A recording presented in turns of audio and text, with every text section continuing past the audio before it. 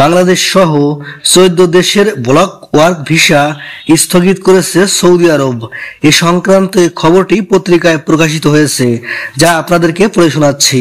তাই like, share ও follow করে সাথেই থাকবেন, এমনটাই অনুরোধ রইল।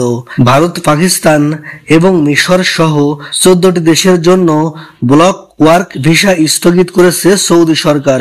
উমরা, ব্যবসা এবং পারিবারিক ভিজিট ভিসার মতো আরো বেশ কয়েকটি ভিসা বিভাগও সাময়িকভাবে স্থগিত করা হয়েছে। রিয়াদ থেকে এএফপি এক প্রতিবেদনে এ তথ্য প্রকাশ করেছে। এতে উল্লেখ করা হয়, সৌদি আরব 14টি দেশের নাগরিকদের জন্য ব্লক ওয়ার্ক ভিসা কোটা উল্লেখযোগ্যভাবে সাময়িকভাবে স্থগিত করার ঘোষণা দিয়েছে।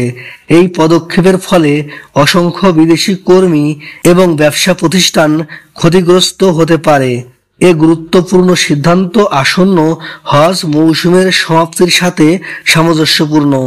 এই সিদ্ধান্তটি রাজ্যের অভ্যন্তরীণ ভ্রমণ পরিচালনা এবং ব্যস্ত সময়ে নিয়ন্ত্রক সম্মতি নিশ্চিত করার বৃহত্তর প্রচেষ্টার অংশ। ভারতীয় এবং অন্যান্য 13 দেশের জন্য নতুন কোনো ওয়ার্ক ভিসা নেই।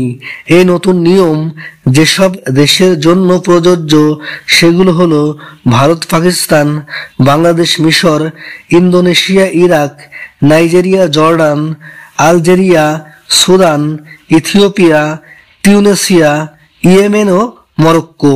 2025 সালের জুন পর্যন্ত স্থগিত করেছে সৌদি সরকার।